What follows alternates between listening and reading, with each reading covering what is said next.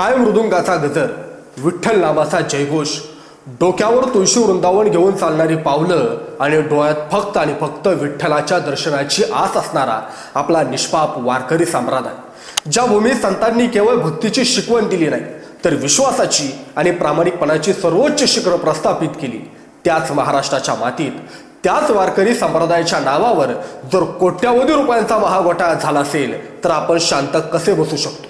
नमस्कार, मी निलेश जगताप, तुम्ही पाहताय महाराष्ट्र वार्ता. आज आपण एका अशा प्रकरणाबद्दल चर्चा करणार आहोत ज्यानं संपूर्ण महाराष्ट्राला, वारकरी विश्वाला आणि अध्यात्माच्या नावावर डोळे झाकून विश्वास ठेवणाऱ्या लाखो भाविकांना हादरवून सोडले. हा खेळ आहे श्रद्धेचा, हा खेळ आहे पैशाचा, हा खेळ आहे देवाच्या नावावर केलेल्या एका कथित महालुटीचा. लातूर जिल्ह्यातील खंडापूर शिवारात नुकताच एक भव्य दिव्य आणि ऐतिहासिक वाटावा अखंड हरिनाम सप्ताह आणि संतांच्या पवित्र पादुकांचा दर्शन सोहळा पार पडला.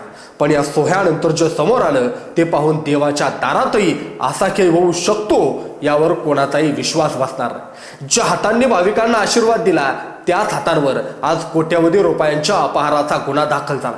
ज्या मुखातून विठ्ठलाचं नाव आणि जगद्गुरु संत तुकाराम महाराजांची गाथा गायली गेली त्याच मुखामागचा खरा चेहरा जेव्हा समोर येतो तेव्हा कायदा आणि न्यायालयीन प्रक्रियेला सामोरे जायची वेळ येते. आज आपण या व्हिडिओमध्ये अत्यंत सविस्तरपणे आणि निपक्षपातीपणे पाहणार आहोत की लातूरच्या खंडापूरमधील या हरिनाम सप्ताहाच्या पाठीमागं नेमकं काय घडलं. 3.5 कोटींपेक्षा जास्त रुपयांच्या या कथित घोटाळ्याचं मूळ काय?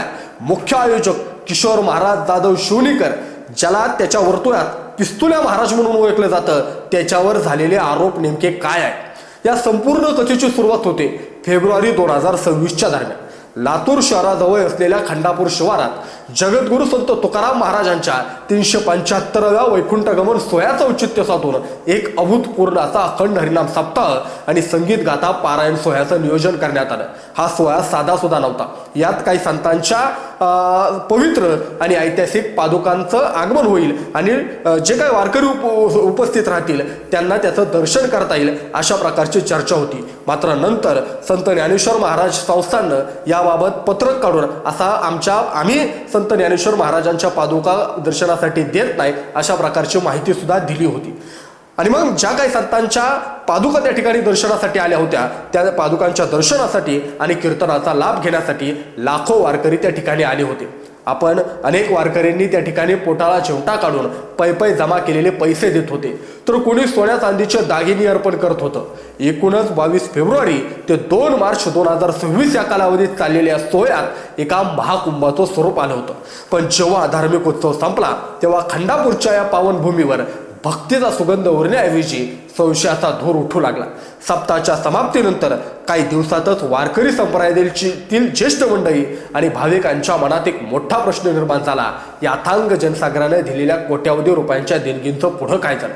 अधिकृत सूत्रांनुसार आणि पोलिसात दाखल झालेल्या तक्रारीनुसार या संपूर्ण सोहळ्यादरम्यान अनधिकृत रसीद पुस्तकांचा वापर करून तब्बल 5,97,00,000 रुपये म्हणजे जवळपास 6 कोटी रुपयांचा निधीचा घोळ करण्यात आल्याचा आरोप करण्यात आला.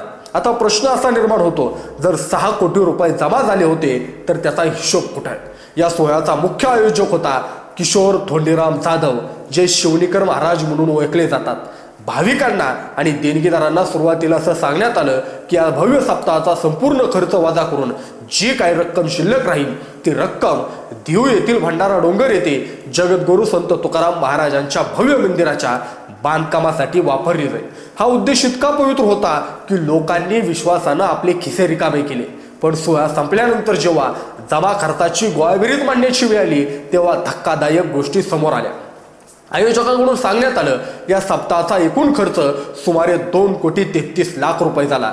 गणित अगदी सोपं आहे. जर 6 कोटी रुपये जमा झाले आणि खर्च 2,33,00,000 रुपये झाला तर उर्वरित 3,65,00,000 रुपये भंडारा डोंगराच्या मंदिर ट्रस्टला मिळायला हवे होते. पण प्रत्यक्षात ही रक्कम तिथं पोहोचलीच नाही. जेव्हा वारकरी संप्रदायातील इतर महाराज जसे की छोटे माऊली कदम किंवा त्र्यंबकेश्वर येथील संत निवृत्तीनाथ समाधी संस्थांचे विश्वस्त डॉक्टर अमर ठोंबरे यांनी या हिशोबाची मागणी केली तेव्हा मुख्य आयोजकांकडून टाळाटोळ सुरू झाली. हिशोब मागणाऱ्यांना उत्तरं देण्याऐवजी विषयाला बगल दिली जाऊ लागली आणि इथूनच या प्रकरणाला एका मोठ्या आर्थिक घोटाळ्याचं आणि वादाचं स्वरूप आलं.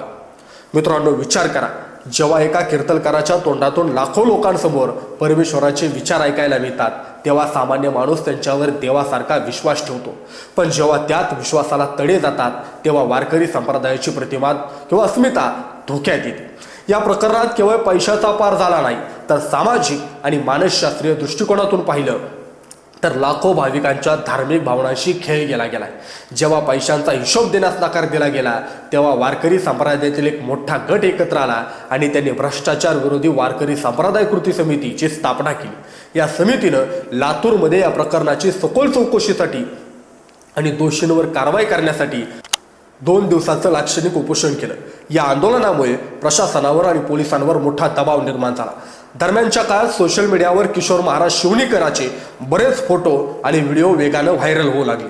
काही फोटोंमध्ये तो अत्यंत अलिशान जीवनशैली जगताना दिसतोय तर काही ठिकाणी त्याच्याकडं कथितरित्या पिस्तूल किंवा रिव्हॉल्वर असल्याची चर्चा रंगू लागली. यामुळेच त्याला पिस्तुल्या महाराज असं नाव पडलं. एका बाजूला साधेपणाची शिकवण देणारा वारकरी संप्रदाय आणि दुसऱ्या बाजूला अलिशान गाड्या, शस्त्र आणि कोट्यावधी रुपयांच्या व्यवहाराचे आरोप असणारा हा महाराज, हा विरोधाभास संपूर्ण महाराष्ट्रासमोर आला. या संपूर्ण वादाचा आणखी एक धक्कादायक पैलू म्हणजे या सप्ताहासाठी जमा झालेला निधी कोणत्याही अधिकृत धार्मिक संस्थेच्या किंवा नोंदणीकृत ट्रस्टच्या बँक खात्यात जमा न करता तो वैयक्तिक खात्यांद्वारे फिरवला गेल्याचा संशय व्यक्त करण्यात आला. कायदेशीर चौकटीत पाहायचं झालं तर जेव्हा सार्वजनिक स्वरूपात कोट्यावधी रुपयांच्या देणग्या गोळा केल्या जातात तेव्हा धर्मादाय आयुक्त कार्यालयाची परवानगी घेणं आणि अधिकृत ऑडिट करणं बंधनकारक असतं. परंतु या प्रकरणात अनधिकृत पावत्या फाडून रोख रक्कम गोळा केली गेल्याचे आरोप झाले. हिशोब मागणाऱ्या वारकऱ्यांना आणि पत्रकारांना मुख्य आयोजकांकडून व्हॉट्सअप स्टेटसच्या माध्यमातून किंवा थेट प्रत्यक्षपणे धमक्या दिल्या गेल्याच्याही तक्रारीत नमूद करण्यात आलं. हा संघर्ष केवळ 2 महाराजांमधला वैयक्तिक वाद नव्हता तर तो पारदर्शकता विरुद्ध बुवाबाजी असा मांडलाय. नाशिकच्या डॉक्टर अमोल ठोंबरे यांनी पत्रकार परिषद घेऊन जाहीर केलं की प्रत्यक्षात जितका खर्च दाखवला गेलाय तो संशयास्पद आहे आणि देणगीदारांची फसवणूक झाली. या संपूर्ण गदारोळानंतर अखेर 6 जून 2026 रोजी लातूरच्या MIDC पोलीस ठाण्यात ग्रामीण पोलीस ठाण्यात मुख्य आयोजक किशोर धोंडेराम जाधव शिवणीकर याच्यासह त्याच्या इतर 2 सहकाऱ्यांवर गुन्हा तर दाखल झाला. पण कायदेशीर प्रक्रियेचा नियम असा सांगतो की जोपर्यंत न्यायालयात आरोप सिद्ध होत नाही तोपर्यंत कोणालाही गुन्हेगार ठरवता येत नाही. या प्रकरणात किशोर महाराज शिवणीकर याच्या समर्थकांचे आणि स्वतः महाराजांचे काय म्हणणे आहे हे जाणून घेणंही तेवढंच गरजेचं आहे. त्याच्या बाजूला असा युक्तिवाद केला जाऊ शकतो, एवढ्या मोठ्या प्रमाणावर झालेल्या सोहळ्याचं व्यवस्थापन करताना अनेक छुपे खर्च असतात जे तात्काळ कागदावर दाखवणं शक्य होत नाही. तसेच हा वाद त्याच्या वाढत्या लोकप्रियतेमुळे आणि हितशत्रूंनी जाणीवपूर्वक निर्माण केलेला असून त्याला बदनाम करण्याचं एक षडयंत्र असू शकतं. परंतु दुसऱ्या बाजूला पोलिसांकडे सादर करण्यात आलेले पुरावे, अनधिकृत रसीद पुस्तकं आणि 3,65,00,000 रुपयांचा न मिळालेला हिशोब या सगळ्या गोष्टी किशोर महाराजांच्या अडचणीत मोठी वाढ करू शकतात. या प्रकरणानं आळंदी आणि देव येथील मुख्य वारकरी संस्थानांनाही विचार करण्यास भाग पडले. आळंदी देवस्थाननं यापूर्वीच कीर्तनकार आणि महाराजांसाठी एक आचारसंहिता लागू करण्याबाबत पावलं उचललीत, जेणेकरून अध्यात्माचा व्यापार करणाऱ्या आणि बुवाबाजीच्या नावाखाली धंदा वाढणाऱ्या लोकांना साप लावण्यात येईल. या संपूर्ण प्रकरणाचा शेवट काय होईल हे न्यायालय आणि पोलिसांच्या तपासामध्ये ठरेल. पण या निमित्तानं निर्माण झालेला मूळ प्रश्न आजही कायम आहे.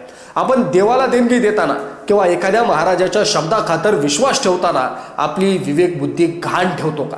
संतांनी आपल्याला शुद्ध बीजापोटी सुखी फळे रसाळ अशी शिकवण दिली, मग आपण अशा भोंदूगिरीला किंवा अपारदर्शक व्यवहारांना खतपाणी का घालतो? लातूरचा हा खंडापूर हरिनाम सप्ताह घोटाळा म्हणजे केवळ एका व्यक्तीनं पैशाची केलेली फसवणूक नाही तर ती संपूर्ण समाजाच्या विश्वासाला लागलेली कीड नाही. या प्रकरणावर कायद्याचा बडगा नक्कीच बसेल, पण एक नागरिक म्हणून आणि एक वारकरी म्हणून आपण आता जागा होण्याची गरज आहे. तुम्हाला काय वाटतं या संपूर्ण प्रकरणात चूक नेमकी कोणाची? वाढत्या बुवाबाजीला आळा घालण्यासाठी काय पावलं उचलली पाहिजेत? तुमचं मत कमेंट बॉक्समध्ये नक्की कळवा. व्हिडिओ आवडला असेल तर लाईक करा, जास्तीत जास्त शेअर करा आणि अशा प्रकारच्या व्हिडिओ पाहण्यासाठी आपल्या महाराष्ट्र वार्ता चॅनलला सबस्क्राईब करा ही विनंती. धन्यवाद.